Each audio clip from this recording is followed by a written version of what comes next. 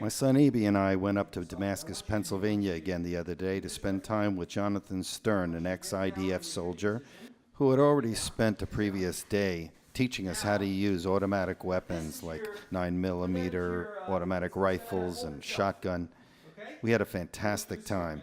We got to learn exactly what the responsibility is behind using these very serious weapons, serious and deadly. We eventually got into the conversations of, are we really going to use these guns for something? Fire! Knock it out! Okay, clear. Hi, Gershon Varoba here. Dressed a little differently. It's the 9 days, so we're not doing a music thing today, but it's a good opportunity to bring you to someone that we've befriended recently. This is our second visit here at Cherev Gidon. I'm here with Yonatan Stern. Yonatan he was born in New York, but he grew up right outside of Hebron at Kiryat Arba. He was in the IDF during the Second Intifada, a police volunteer as well.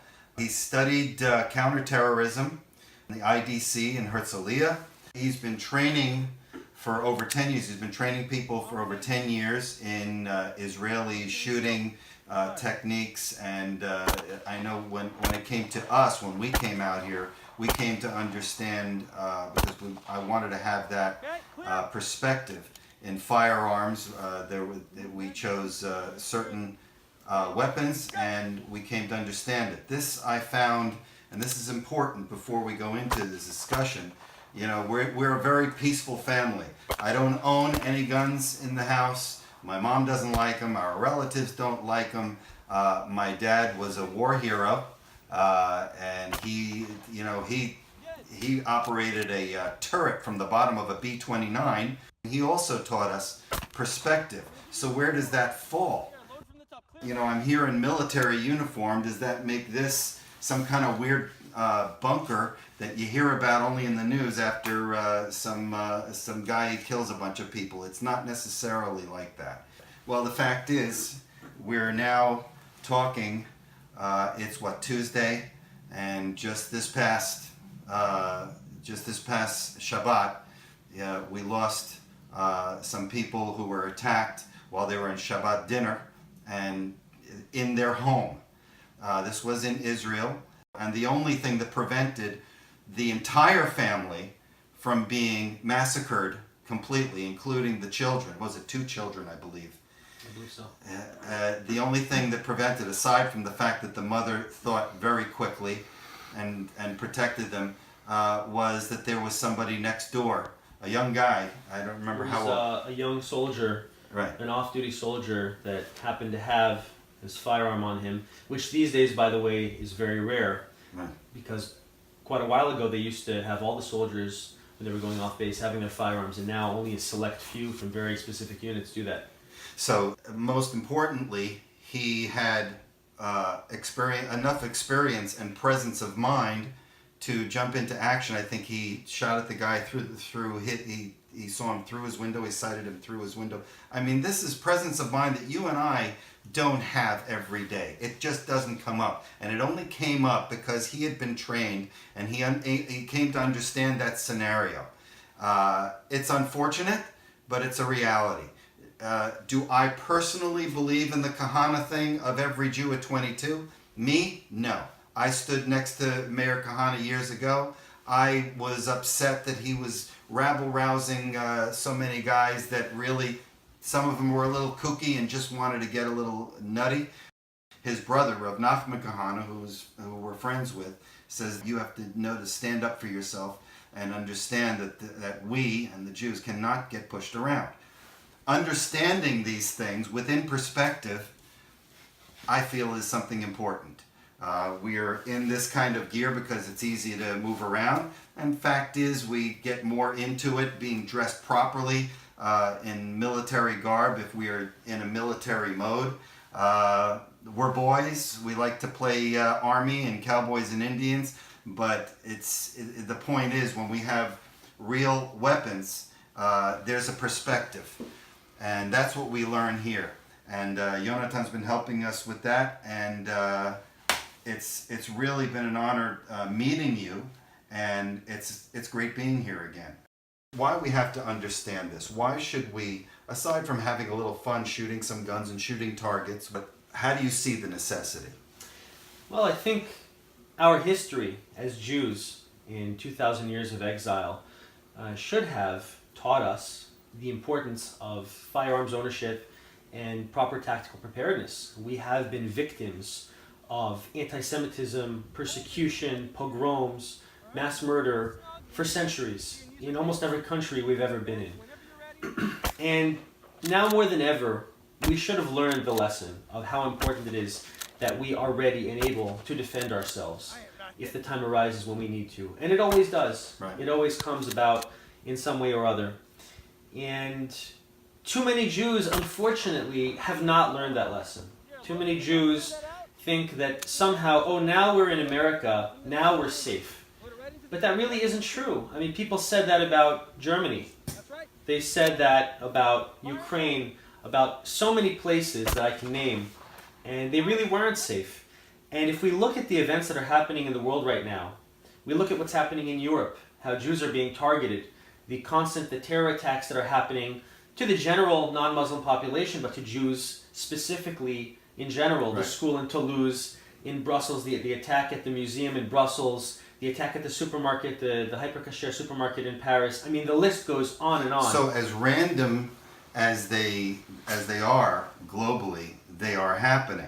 I would think it's like insurance. Chances are you're not going to, hopefully chances are you're not going to have that accident or whatever it is, but there's a reason that you must have insurance. Well, the world is becoming a more and more dangerous place. And America is no exception. We see terror attacks are happening here in America. There have been quite a few terror attacks by radical Muslim terrorists against Americans, against the military. There have been attacks against law enforcement, and there have also been attacks against Jews. And a lot of things that we don't even hear about are happening because law enforcement is able to neutralize these attacks before they happen, and they never get to the media. Right. So we don't even know about the far majority of these attacks that are planned. And, fortunately, a lot of them get stopped before they happen, but there are a number which don't.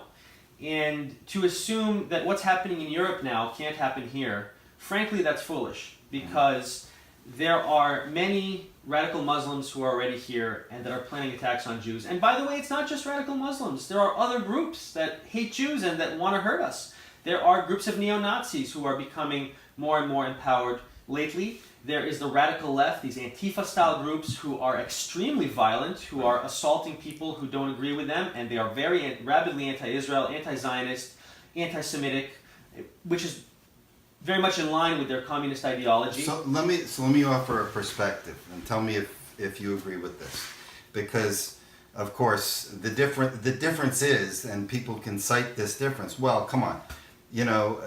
We understand never again. We understand standing up for ourselves. We understand that things are dangerous. But most of us don't believe that, God forbid, when there's so much anti-Semitism, even in America, that it won't get to that stage because our government is on our side. The only difference is there is so much going on out there that even if it's a momentary attack, which is what's happening all over the world, momentary attacks, people are getting killed.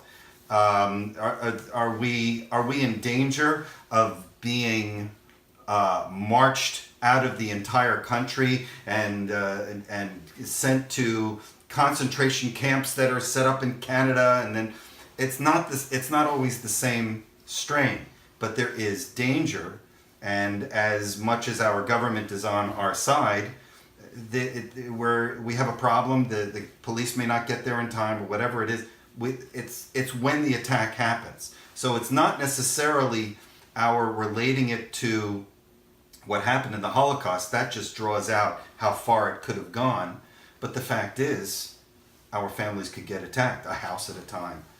Absolutely. I mean, First or of a all, shul at a time, or a theater at a time. let me say this. I don't believe that we are on the verge of another Holocaust in America today. Let me say that 100%. I do not think that the U.S. government all of a sudden is going to get taken over by Nazis and Hitler is going to come to power and start rounding up Jews and putting them in gas chambers. No, as far as I'm concerned, that's a fantasy. That's not reality. The government is on our side here. We have a president who is very pro-Jewish. He has a daughter who is an Orthodox Jew, son-in-law, grandchildren. He's very close. President Trump is a strong friend of Israel and a strong friend of the Jewish people. I frankly can't think of a better man in the White House to be supporting us and protecting our interests. But that said, he is not all-powerful. He can't be everywhere all at once. He's also limited by the law limitations of his office or diplomatic Of course, absolutely. limitations. He's being stymied at every point possible by people who are trying to fail everything he's doing, to sabotage everything he's doing, including taking actions which would protect us. For instance, if you see what happened with these courts who blocked his bans on potential terrorists from 6 or 7 Islamic countries. Right. And that in and of itself is endangering not only Americans as a whole, it endangers Jews because these are people coming from Syria, from North Africa, from Iraq, from Iran, and they're coming here and many of them are planning on harming Jews if they can. So And this is something else I wanted to touch on really fast because we don't want to dedicate too much time. We want to go out and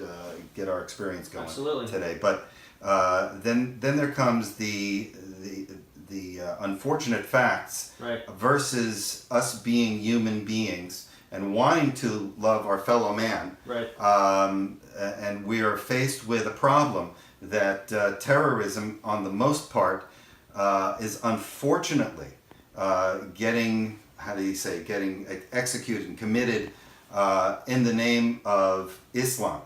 And my personal aim is not to start saying we have an enemy out there and it is Muslims. I don't think it's that simple. I would have arguments with people at the table, and we would go on forever.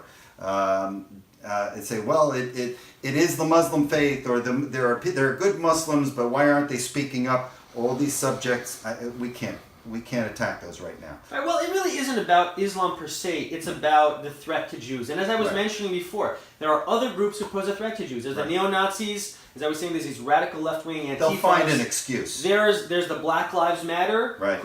Lies Matter, which is what they really are, because they have nothing to do with protecting blacks. It has everything to do with attacking That's everyone right. who doesn't agree with their agenda. That's right. And they have assaulted. They're a terrorist organization. Make no mistake. And they have assaulted and murdered police officers. There have been 2 terrorist attacks committed against law enforcement Right. by these Black Lives Matter terrorists. And we are also a target of them. Jews are a target as well. These Zionist occupiers is what they call us. Well, if they're So- disregarding order Yeah. in your own country, order being represented by police officers, Right. if they're disregarding that and killing police officers, how can we trust what they do value? Exactly, and so again, it's got nothing to do with anybody's life mattering. It's got to do with lies and pushing a radical agenda. But again, the point is not Islam or not Islam. The point is that Jews today in America, we are under threat, and we can't ignore that. And as you were saying, it's not about a Holocaust happening. We're not getting rounded up by stormtroopers and put in concentration camps and gassed. That's not going to happen. It is lone wolf attacks. May we never need the skills that we are learning now. Amen. But it is better to have it and not need it than to need it and not have it.